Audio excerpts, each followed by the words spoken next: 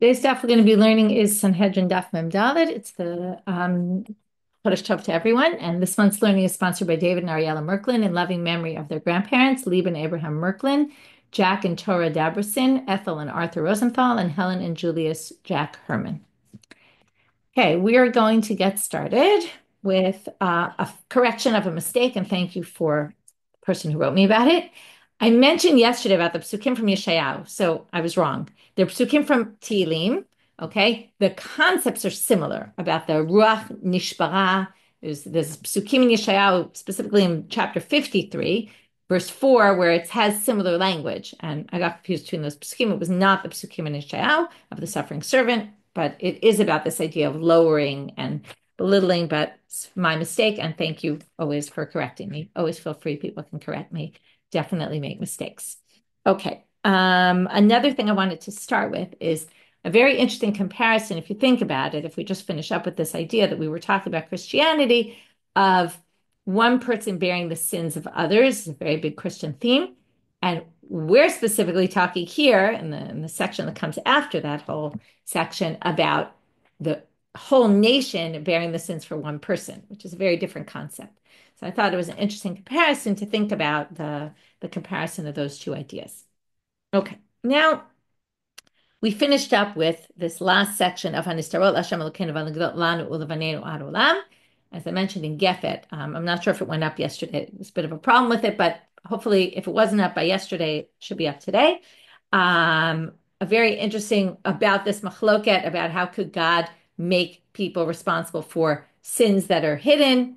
It's a very hard concept to grasp. Like we said, there was a debate. What changed? Something changed from the time we got into the land. Is it that before the Jews weren't responsible at all for each other, and coming into the land, they become responsible for revealed sins? Or is it that before they were responsible for not revealed sin, for revealed sins, and after they got into the land, they bear a higher level of responsibility than even hidden sins? And that's a really interesting debate. What's clear about both opinions is that something changed when we got into the land in terms of our responsibility one for the other, which is also a very interesting idea.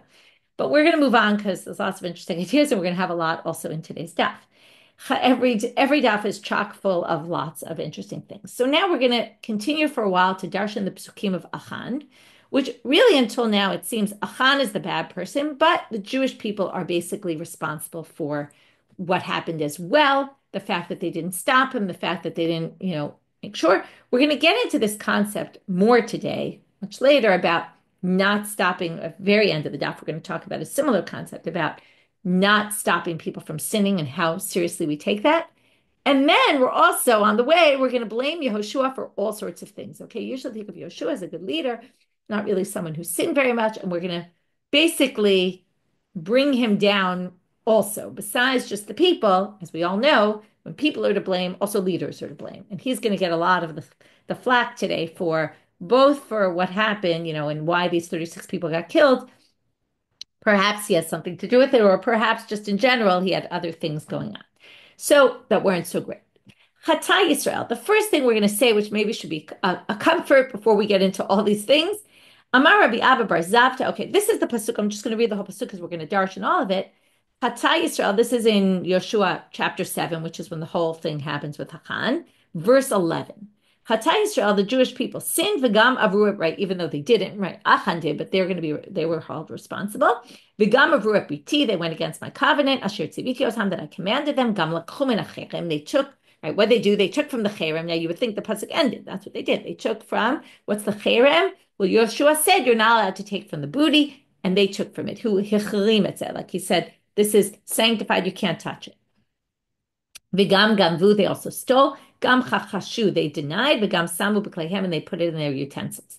Now this all sounds like it's talking about this one action of what Achan did. But we're going to darshan this totally differently. But before that, we're going to have the nice statement before we get into all the bad. Amar Rabbi Abba Bar Zavta, from the words Chata Yisrael, what do we learn? Afal pisha Chata Yisrael hu. Okay, they're still the Jewish people, even though they sinned. Okay, God, you can be a Jew, you can leave Judaism, you can do all sorts of things. God still views you as Jewish. God still loves you. Amar Rabbi Abba Hainu Damrei Menashe Asa Dekai Beini Chilfe Asa Shmei Va'asu Karele. Okay, if there's a myrtle among the thorn bushes, it's still called a myrtle, even if it's surrounded by thorn bushes. So even if we sin and we surround ourselves with sins, Still, we're called the Jewish people. But here comes the complicated part. וגם עברו את בריתי אשר ציוויתי אותם, גם לקחו מן החרם, גם גבו, גם כחשו, גם שמו בכליהם. Amar Rabbi Shila Mishum Rabbi Yehuda Bar Misparta. Okay, notice his name is Bar Misparta. Okay, Misparta is numbers, and he's the guy who's going to number things. Sometimes people get names based on what their statements are, especially if they don't have a lot of statements. In the Gemara, sometimes their name becomes what they say. So he's Rabbi Yehuda, the son of Misparta. Milamed she'avar Achan al chamisha chumshei Torah, shene'amar chamisha gam. In this pasuk, it says, Gam avru briti, gam lekotechem, gam gavu, gam kachashu, gam samu b'kleihem. 5 actions, 5 times it says, and this, and that, and that, and that, and that, must have gone against 5 books of the Torah. And in fact, some of the commentaries connect. Each one has a root in, right? If we start with the Brit, so Brit Milah comes up in, right, and all about a Brit, comes up in Breshit, okay? Ganvu, Lo Tignov, okay? And then they keep going on, and they find psukim for all 5 books. Amar Rabbi Shila Mishum Rabbi Yehuda Bar Misparta. Now we're going to have also, another thing he says, he's going to specify the same person sins that he did. So what did he do? Achan Moshech be'or latoaya. He pulled his foreskin over to make it look like he didn't have a Brit Milah. He was trying to hide that he was Jewish. How do we know this? So the first thing it said in that list was they went against my Brit. What is that? If not Brit Milah. And that's in the section of Brit Milah. So we learn it must be he didn't, he tried to right, obviously he didn't not do Brit Milah. That would have been when he was born, trying to say something now. What did he do? He tried to hide that he was circumcised. Pshita, the Gemara says, obviously he did this because, why obviously? Well, we just said he went against the entire Torah. So if he went against the entire Torah, then he must have done everything. And, again, it's an exaggeration, but you don't need to tell us this. They say, well, Mao Ditema, you might have thought, b'mitzvah gufe lo pakal, he wouldn't ignore a mitzvah that has to do with his body. There's different mitzvah, but Brit Milah is so central and it's on his body, he wouldn't go against that. Kamash Malan, that's what Rabbi Yehuda Bar Misparta wanted to say. Even that he went against. V'chiyasan of Allah Yisrael. Okay, this is another pasuk there. A few psukim later where it says that whoever hayano ka b'cherem yisaref ba'esh, whoever it turns out, the goral, the lottery falls on, will be burned in the fire. Otove kol asher lo. We're going to get to this later when it happens. He and everything that he owns. Ki avarit brit Hashem, because he went against the brit. Okay, that's again the same thing of being over a brit. V'chiyasan of Allah Yisrael. Now, where else do those words appear? So comes again Rabbi Yehuda Bar Misparta to say, V'chiyasan of Allah Yisrael. Amar Rabbi Abba Bar Zavda. Sorry, this is Rabbi Abba Bar Zavda. Someone else says, not Rabbi Yehuda Bar Misparta. Milamed shebaal achan nara muasa. He must have slept with a betrothed woman. About the Nara Murasa, it says because she did a Nivala Yisrael, and therefore in the context of there it talks about Nivala, and in the context here it talks about Nivala, it must be he slept with a betrothed woman. Again, the Gemara says, Pshita, what do you mean? We already said he went against the entire Torah, so why are you adding this one in particular? Well, you might have thought he drew the line before that. He was a bad guy, but maybe that too far. Well, comes to teach you even that. Ravina Amal, he has a different understanding. He doesn't really think that he slept with a betrothed woman. Why does it say Nivala? And it says Nivala by Nara Murasa to teach you Dine Kanara Murasa de Beskila. The reason they wanted to tell you this is he got a punishment like the Nara Murasa who gets stoned, which we're going to see that Achan in fact gets stoned, even though it said before everything's going to be burned. But you learn Kiyasan of Allah Yisrael comes to teach that he actually will get stoned, even though a lot of his property will get burned. Okay, so basically what we did in this section, besides saying God still loves us and we're still the Jewish people even if we sin, but then we went on to say how far Achan went when he sinned. It wasn't just that he took the shalal, he did terrible, terrible other things. Okay, again, this is a drasha. This isn't in the simple reading of the pasuk, but because the pasuk stressed he did this and that and that and that and that, which all sounded like it was all related to that one event, must be it's an indicator that he had other things going on that were really not good. And maybe it's also an indication. Think about it. If he was a person who went against so many things, perhaps that explains why the Jewish people were responsible for his sin, because when there's someone so bad in the community, right, they should have expected this was going to happen. Maybe that responds a bit to the question of if it was a hidden sin, how could they know? Okay, now we're going to have another discussion. Now,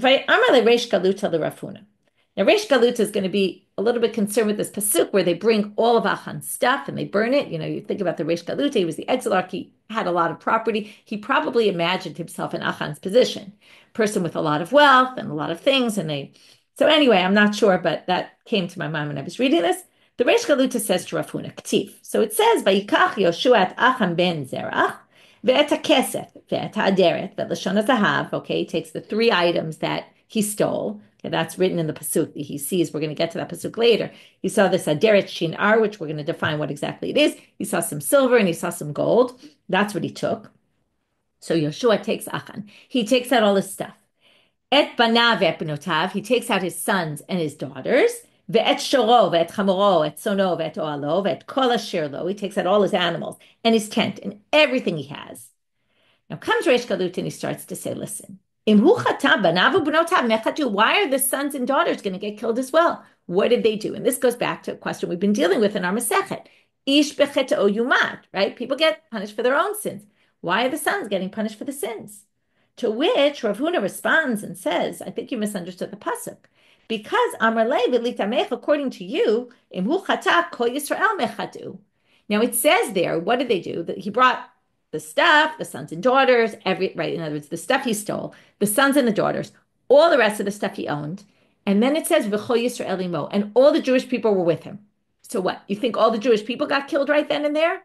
No, you misunderstood. The sons and daughters didn't get killed. The Jewish people didn't get killed. No, they're not getting punished. So if that's the case, so what were they doing there? So, Ela liridotan, hachinami kedei liridotan. They brought them all there to be there when he gets killed because they wanted to make a spectacle of this so that the people would learn and be rebuked for letting this happen, but not that they were going to get punished, just that they were going to be warned, don't do this in the future. It's to scare them. So now we get to a big question, not in the Gemara, but outside the Gemara, which is, what do you mean? Didn't we say Kol Yisrael Arivim Sebazeh? And the Jews were punished for his sins. Here, it's so obvious the Jews aren't punished for his sins, but what happened to those 36 people who were killed? So the Meiri says an obvious answer, which is the 36 people who were killed by the hands of God. If God wants, God can say, Kol Yisrael Arivim Sebazeh, I'm going to punish Jews for the sins of others. But a human court cannot do that. You ever see someone convict in court? We're going to make you responsible for sins other people did? Of course not. Again, ish becheta'o yumat, right? And that is also for the court. The court can only convict the people who are responsible, and therefore, here it was Yoshua sending these people to their death. No, he cannot send, not the Jews, not Achan's sons, only Achan. And therefore, only Achan died, not the children, and there's no way that a human court could do that. Which again is an interesting contrast between understanding there's these two courts and two ways that justice is served. And each one has its own system of rules, which again, very appropriate that we're discussing this in our Masechet. So now, vayisrefu otam ba'esh, vayiskalu otam ba'avanim. Now this says that they burn them by fire and then they stone them. Now it's a little bit weird. You would think it would be the opposite. First you could stone and then you could burn. Once you burn, there's nothing to stone. So the Gemara says, betarte, right? It must be right with how they do both. It doesn't make any sense. Amaravina, haro'oi l'streifa l'streifa, haro'oi l'skila l'skila.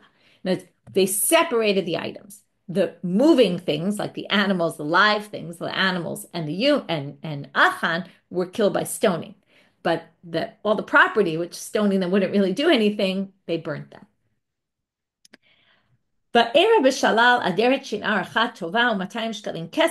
the beginning of the pasuk where Achan admits and says, "This is what I stole." So the question is, what is this aderet shinar, and why Rav and Shmuel are arguing about this, and what the meaning of their machloket is? I don't really have much to say about this. If anyone finds something, I'm happy to hear. But they basically debate what is an aderet shinar. Rav Amar itztela deme'alata. It's a cloak that's made of fine wool. Ushmuel Amar sarbela ditzrifa.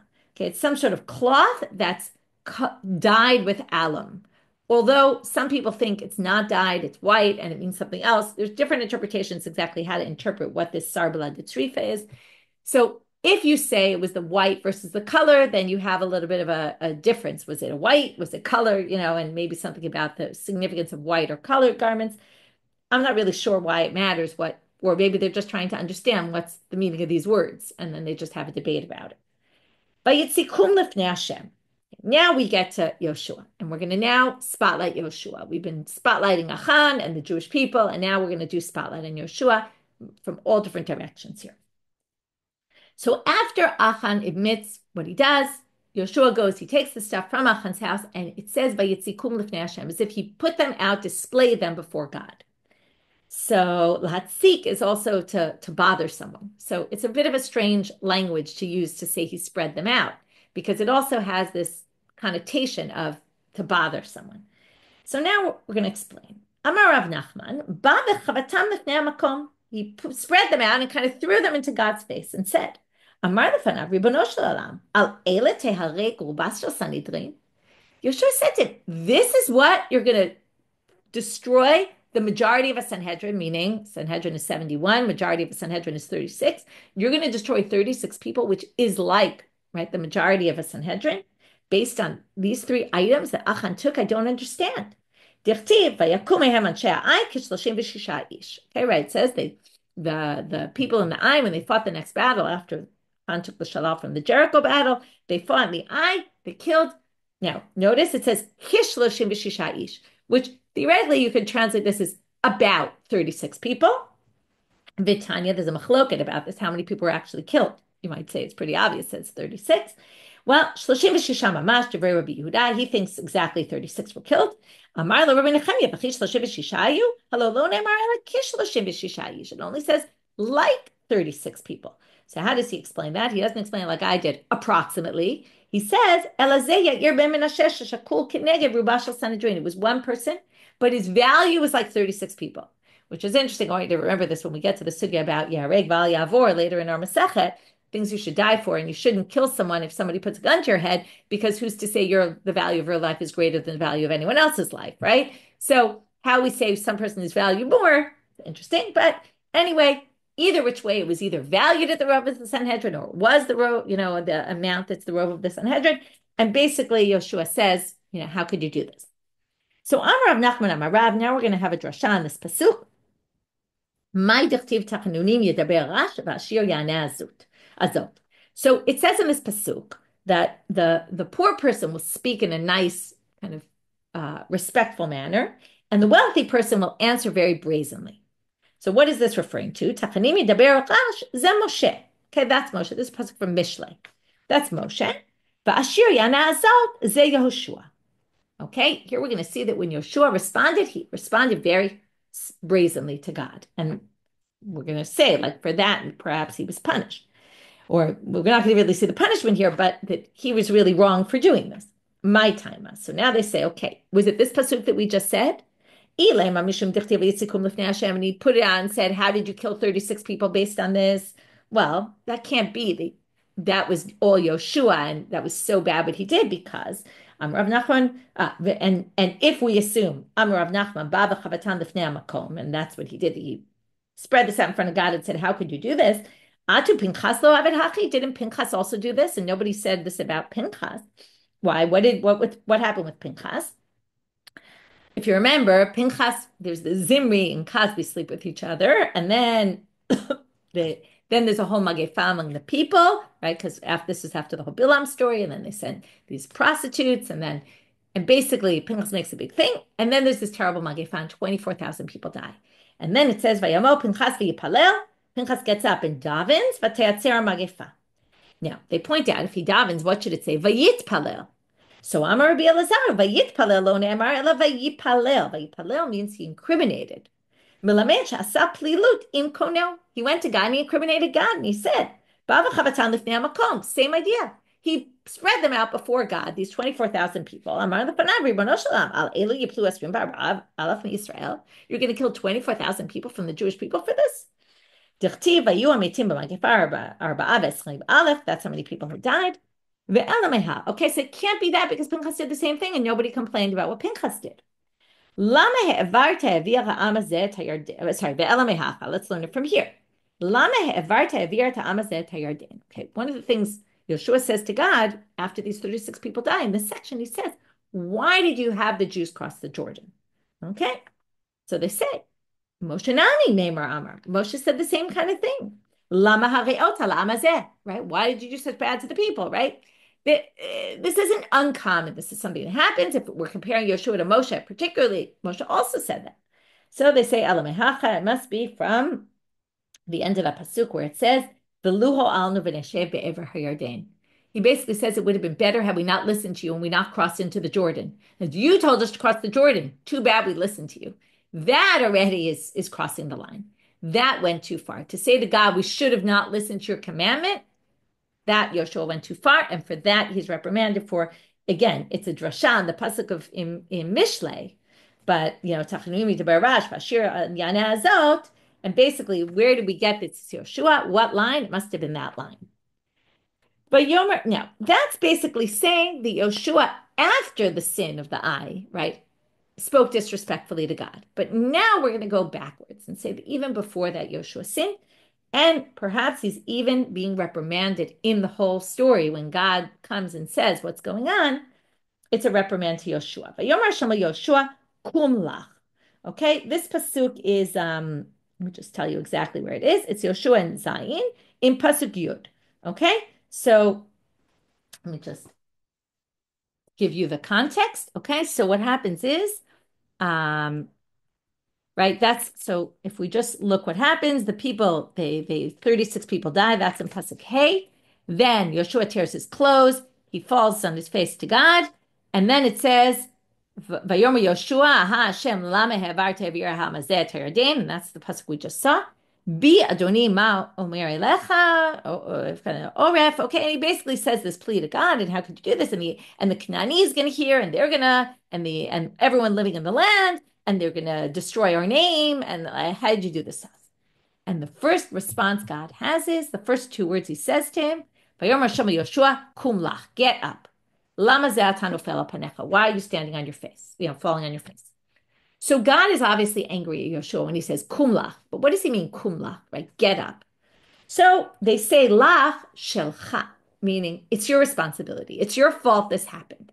Okay, as opposed to saying that Yoshua in this whole statement sinned, and then that was after the 36 people, they're now saying that God was angry at Yoshua for something that happened previously. Now, how previously? We're going to see. Debate here. Darash Rabbi Shila. Amar lo kadosh baruch hu, shelcha kashem mishalahem. This is your fault, God says. You're worse than the Jews and Achan for taking the booty. Why? Ani amarti v'haya ba'avrachem et hayarden takimu. Now he starts recounting something Yoshua messed up earlier. I said to you, when you get to the land, put up stones. Remember, there's this whole thing. They're supposed to put up stones. And what does Yoshua do? He crosses the Jordan. He goes to Harival, and then he does this thing in Harival. He has the ceremony, and then he puts up the stones. So God says, V'atem richachtem shishim mil. You went all the way to Harival. You were supposed to put the stones down right there. There's a big problem with this because there it says you're supposed to do it in Harival. There's a Gemara that talks about that perhaps there were two Harivals and maybe he did it in the wrong one. And he didn't understand. According to this, God said you're supposed to do it right there, even though it's really not so clear there from the verses. But this drasha will just take it for what it is, claims that Yoshua, when they got into the land, was supposed to do that immediately and didn't. And that was what he was responding. And that's why this happened, apparently, even though clearly the pasuk is not saying that, right? It's because Achan. But okay, maybe there's a reference to earlier when Achan says, if the Goral had fallen on Ur Elazal, this is over saying it could have fallen on Yoshua and he would have been responsible. But Tar did nothing. After Rabbi Shila said this drasha, he goes out. Okim Rav Amora Ale V'Darish. Rav brings an Amora. That's usually the person who was kind of like his megaphone, and he starts to darshan. And he has a different explanation of what this lach is. He understands it also as a reprimand to Yoshua, but for something else actually having to do with this story. Kasher tziva Hashem et Moshe avdo, ken tziva Moshe et Yoshua, v'chen asa Yoshua lo isir davar michol asher tziva Hashem et Moshe. So first he starts off with this pasuk in Yoshua Yud Aleph, which makes it sound like Yoshua was perfect. He did just like, he did everything God said. He did just like Moshe. Im ken matam ulomar kum lach. So then why does it say kum lach? Which Rabbi Shila just darshaned is negative. Amar lo ata garamta lahem. What God is saying is you caused this whole thing. What did you do wrong? This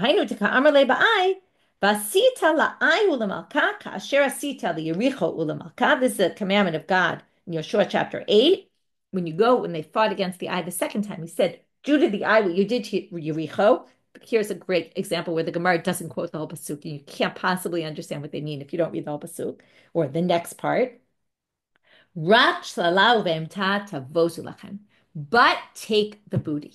And what God is saying in this pasuk is, you messed up by telling them not to take the shalal last time. That was your doing. The reason why Achan sinned is your fault.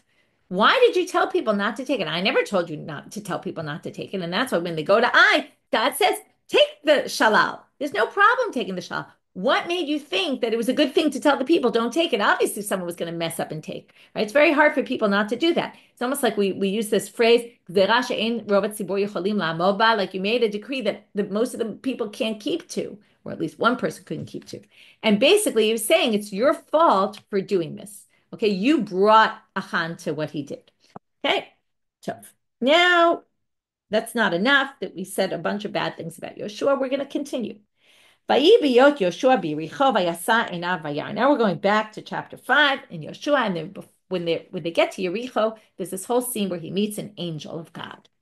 So so basically Yoshua says to him, Halanu atayim litzarenu. Are you with us? Are you against us? Like, who are you and what are you doing here? So he says, Lo kiani sartz v'Hashem atabati. No, because I am an angel of God, and I came right now. Why did he come right now? Obviously, there was something that caused him to come right now, which we're going to see. Vayipol Yoshua panav artz v'yishtachu. Before we get to why the angel came, Yoshua falls on his face and bows down to him. How did he do that? How did he bow down to him? First of all, bowing down. And now they assume it was at night because the fact that Yoshua couldn't identify him, they indicate must have been it was dark. And then you're not allowed to greet someone you don't know at night because maybe they're an evil spirit. So what was he doing? Not only greeting him, but bowing down to him. What? Maybe he bowed down to some evil spirit. Well, the guy just identified himself as the angel of God. That's why he bowed down. Maybe he was lying. Well, even evil spirits don't use the name of God in vain. Okay, moving now to Amud. What did the angel say to him? Yesterday, you didn't bring the korban tamid in the afternoon.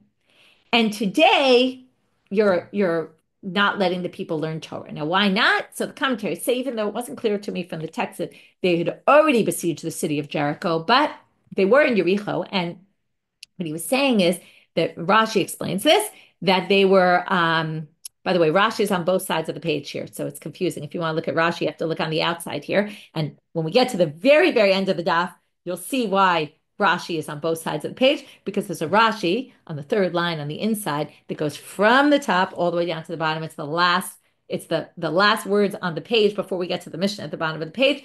There's a really long Rashi on it, and we're actually going to get to it. So let's move quickly.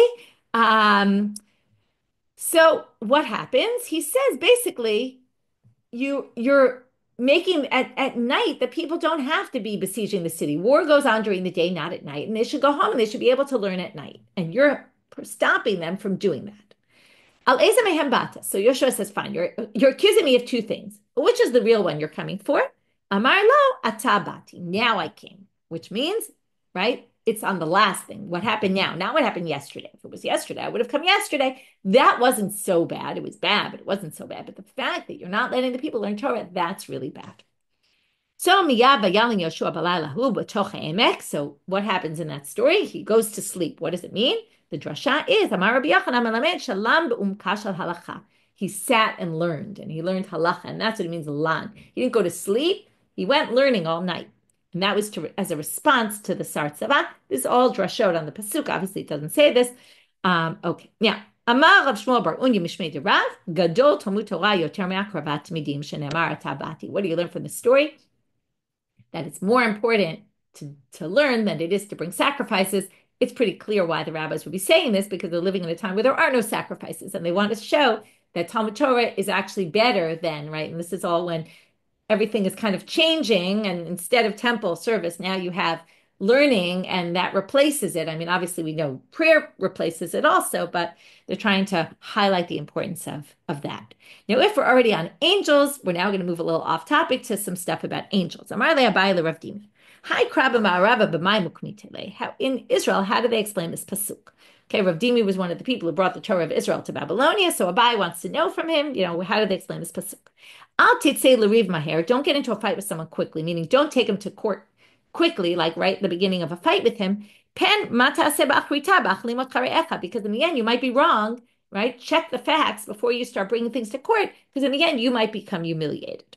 Riv rivet re'echa. If you are though going to fight against your friend, b'sod acher al tagal. Don't involve anyone else. Like don't. What they're going to explain this to mean is don't start insulting their parents or their ancestors. Okay, deal straight with the person with the issue you're dealing with, and don't start bringing up, your lineage is bad or something like that.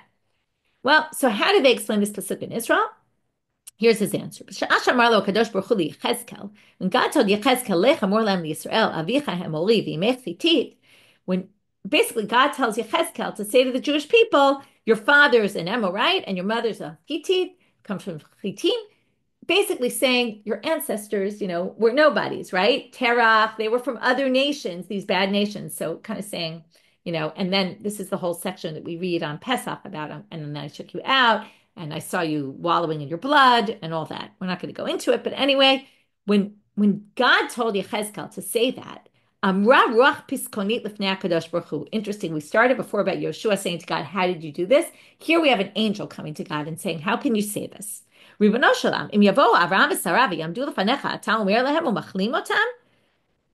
Avram and Sarah were here, what? You would humiliate them? Don't involve the Jewish, right? The Jewish people's ancestors in it. It's about what they did, not what their ancestors did. Don't bring that up. Now they ask, based on what we learned on the previous side of the daf, what do they have the rights to this angel has the rights to go to God and speak to God like that? Yes, in fact, he does. He's not such a well-known angel, but you would think he should be after we learn this. He has three names, this angel. Piskon, Itmon, Sigron. Piskon, sheposek dvarim klapei mala. He's allowed to say things very straight, same as they are to God. Itmon, she'utem avonoteim shel Yisrael. He hides or seals off the sins of the people, meaning he gets atonement for the people, for their sins. Sigron, kevan shesoger shuveino potech. If he tries to go out to bat for the Jewish people and he doesn't succeed and the issue becomes closed, nobody tries to open it again, because if he can't do it, nobody can. So here you see this is really the angel that is the defender of the great defender of the Jewish people. Okay, more about angels in a minute, but first we're going to try to explain this pasuk, and then we're going to have three explanations of the pasuk, and some of them are going to connect with the angels. So we take this pasuk, which means if you organize your prayer, you will not be in trouble. So what kind of bitzar are we talking about? It's a pasuk from Eov, and I'll just point out that at the end of the pasuk, the next words are b'chol ma'amatzei koach, and all those of strength. So that's going to come up in one of the interpretations. Amar Rabbi Elazar la'olam yakdim adam tefillah litzara. And the reason why this is really here, both it's going to talk about angels and it's going to talk about the eye. And why were only 36 people killed, right? It seems to be this huge tragedy that 36 people were killed, but theoretically, why weren't all the Jewish people wiped out? Especially if you say all of Israel is responsible. So it says here you should always pray before a tzara comes. Like don't wait till things are bad. Pray earlier, and that will protect you from bad things happening. We're now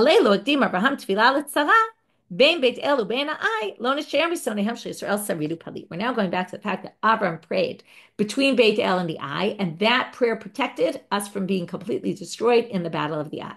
So don't wait for trouble to happen to pray. You should always pray, and then that will protect you when the bad things happen.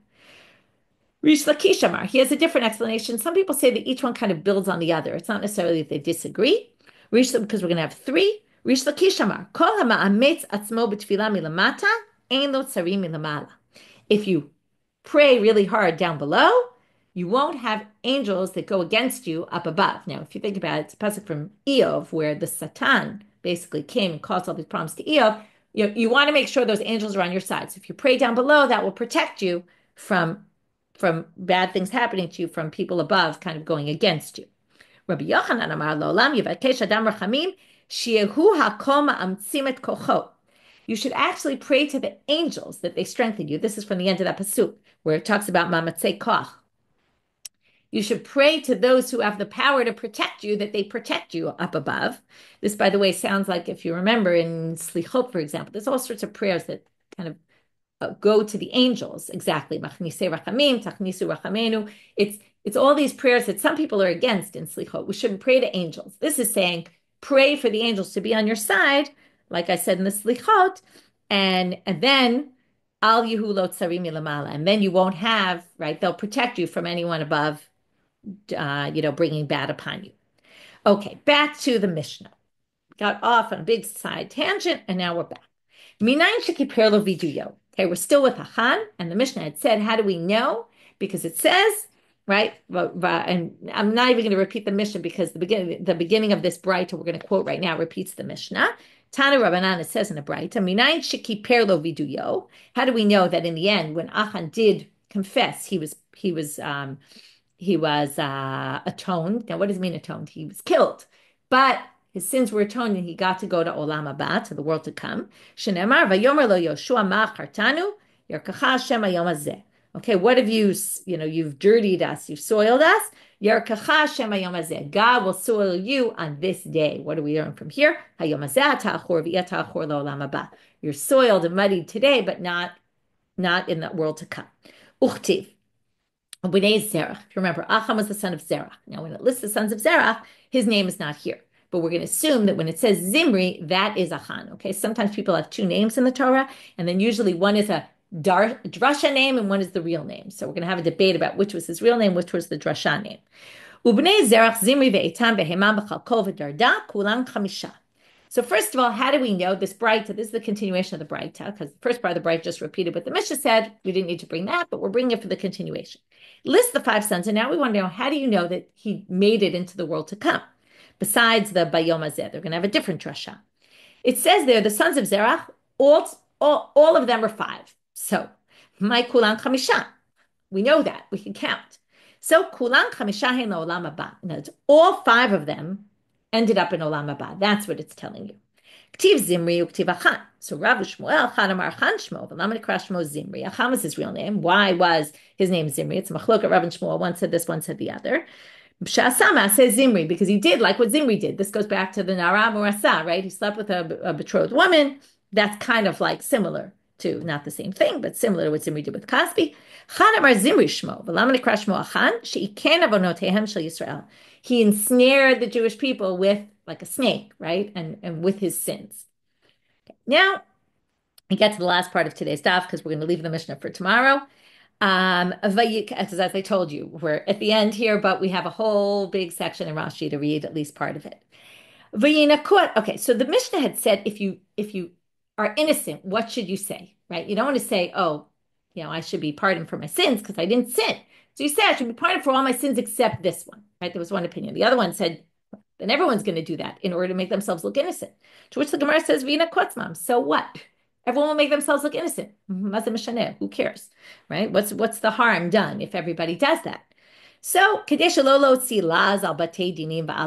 very famous line that we keep going back to, it's said in many different ways in this Masechet, we don't want people to say bad things about the courts. If everybody walks out of the court and said, listen, I really was innocent, even though we know they weren't all, but it doesn't look good for the court. People are going to start wondering, maybe the court was wrong. And then the court was wrong every time, it's really not good. Tanu Rabbanan, Maaseh ba'adam achad she'yatza lehareg. There was a case where a person went out to get killed. Amar im yesh bi avon zeh lo tei mitati kapara lechol avonotai. He says, listen, if I'm really guilty with this sin, then my death will not atone for my sins. Basically, he was trying to say, I am not guilty. Vim ein bi avon zeh. If I'm not guilty, tehei mitati kapara lechol avonotai, then my death should atone for all my other sins. Ubeitim v'chol Yisrael menukim, and I'm not blaming the court. The court and all the Jewish people, they're not guilty for this either. V'ha'edim lo tehelem mechila la'olam. But the edim should never be atoned for. Ukeshashamu chachamim b'davar amru. When the rabbis heard this, they said, Lachziro efshal, shekvar nigzera gzera. They heard this and they said, oh my goodness, it sounds like this person's innocent. What should we do? Well, it's too late to undo the judgment. We can't undo the judgment, right? Unless we have evidence. We don't have evidence. All we have is his testimony. Now, could be the Edim are lying, but there's nothing we could do. But what happened? What did they say? This person will die, and the responsibility is on the heads of the witnesses, meaning God will punish them somehow. Pshita. The Gemara says this is obvious. Kol kamine. We know the Beit Din has nothing to do at this point because they don't have any testimony, and so they say lo tzricha de kahadra behu sade. What they're saying is, even if the witnesses then come forward and say, you can imagine, the witnesses would hear this and say, oh, I can't believe this guy just said this about us. I don't want to live with this on my head. I'm going to come forward. I'm going to admit I lied. Too bad. Nothing you could do about it. So the Gemara, and that's what it's trying to teach you. So the Gemara says, but we know that already. What anyway can we do? We have this big principle. Once the witnesses testify, they can't take back their testimony. We've learned that before because maybe someone is threatening them, right? We're always worried, witness protection and all that. Could be they're getting threats and they want to take it back and they're lying now. So who's to say they were lying now, lying then? We can't do that. So they say, Lo tzricha da'af agav diyav tamei lemiltayu. Even if they explain to us and we have a good understanding of why they lied, just like Yahu Maaseh de Baya Michzeh, just like the case of Baya the Moches, the tax collector, we still can't accept it. In other words, when we say we don't let them change their testimony, that's because we're worried maybe now they're lying. But if they can explain to us and we have a good reason to understand, you might have thought maybe we can overturn the judgment. We cannot. And this is basically saying our hands are limited as the court. And that even though we've tried so hard, lizakot, to acquit, when the person goes out to be killed and there's no real evidence and we can't accept witnesses undoing their testimony, even if we have an excuse, we're stuck. And here, it's a fascinating question, and Alana Steinhain's shiur will be on this week. It hasn't come out yet, but hopefully it'll come out today, about, what happens when truth hits into this court system, and the court system is not coming out with the truth. Also, Sugya B'Ktana in Hebrew of Dr. Merav Tobel-Khan is also about this issue. It's a fascinating issue. And now we're going to read Rashi about this story. What is the story of Baya the Moches? Okay, so we have a very long story. I'll try to cut it short. There's basically a tax collector in the city who was a really bad person, and he died on the same day that a really prominent rabbi died. And what happened? They were bringing out both the bodies to bury, and enemies came and they had to leave the bodies. And they ran off, and they were in coffins. They ran off, except one student stayed to watch over the rabbi's body. And when everyone came back, the people switched the bodies, and they took the body of the rabbi and buried him like a bad person in lack of respect. And they took the body of the rabbi, of the bad guy, and they buried him in this great respectful ceremony as if he was the rabbi. And the student was trying to protest, and they wouldn't listen to the student. So the student is very upset about this, and he goes to bed and he has a dream. And his rabbi appears to him in a dream, and he says, "Don't worry, I'm sitting up here in Gan Eden, all is good." And the guy is burning in Gehenna, and this is, he sees the image of the guy burning in Gehenna. And then he says, and the reason is because I did something, like the reason I was buried in that way was I did something bad in my life. What did I do? People were mocking the rabbis, and I didn't stop them. This goes back to this thing we talked about before of Yoshua, of not stop. Where did it come up? I'm now just not remembering because I'm focused on the story, but not stopping people from sin. Okay, it wasn't Yoshua, but anyway, we talked about earlier, but not stopping people from sinning, and that's a big issue. And what did this guy do that he deserved to be buried in that way? Well, one time they made a big meal, and for the head of the city, he didn't show up, and the guy gave it to poor people. So on account of his one thing and my one thing, that's what happened at our burial. But now we're all in the right place. So then he sees this guy suffering. He says, how long is he going to suffer? To which the rabbi says, he's going to suffer until Shimon ben Shattach comes up here. You remember, he's a big rabbi, and he's going to be featured prominently in tomorrow's daf when he kills 80 witches. And Shimon ben Shattach, when he gets up here, he'll take his place. Very strange. What did Shimon ben Shattach do wrong? He says, well, there's these witches, and he's not doing anything about it. Again, this idea of, not reprimanding the people and not seeking to pursue justice when it should be done. So the guy goes, after he wakes up in the morning, he goes to Shimon ben Shattach and he tells him, you're going to burn in hell for this. So Shimon ben Shattach decides to kill all the 80 witches, and that's kind of the prelude to tomorrow's story. And then some of the relatives of the witches get upset with Shimon ben Shattach. And they basically testify falsely about his son, and his son goes out to get killed. And when his son goes out to get killed, he says exactly the statement that this person said, and that the witnesses are going to have to take the flak for this. And the witnesses, in fact, go back on their word. They get scared. They don't want to hear this. They go back on their word, and they don't do anything about it, though. And the son gets killed. And that was the story. They want to show you that. And even when it's someone prominent with also connections to the Malchut and all that, his wife was the sister of Yanai HaMelech, and it didn't matter. The rules of the court are the rules of the court, and there was nothing they could do about it. And his son got killed in that way, and also said the statement that we saw in the Gemara. And you see there that just like in that story, they couldn't overturn it, even though it was very clear why they lied. It was clear because they were relatives of those witches. It was very clear that that was the truth. And yet sometimes the truth cannot be upheld in the court, which is, again, a fascinating, fascinating topic. Okay, I'm going to leave you with that. So today's stuff, we started with Achan. We learned all sorts of things. We kind of made him look bad. I didn't mention, it's like what we do with Achan and Aviram, right? That they're all the two guys in the desert that are always doing bad things. It's always Achan and Aviram, right? We take someone who's bad and we make them worse. And then we also made Yoshua much worse than he appears to be at all. And we put all sorts of sins on him. Again, that makes perfect sense because besides arivut of the Jewish people, the leaders are the most responsible for the things that go on in their nation. And therefore, pointing the finger at Yoshua also makes a lot of sense in the context of trying to teach us these values of leadership and how important the leaders and their roles should be. Then we got off on a tangent about these angels, and from then we got back to the Achan was actually atoned for it. He got atonement in the end, which, by the way, is similar to the story about getting atonement in death and things like that. And then we finished with the story of sometimes the law doesn't match the truth. With that, we finish for today. Tomorrow we will get to the stoning and the stripping of the people before they get stoned. Stay tuned. Have a good day, everybody, and Chodesh Tov.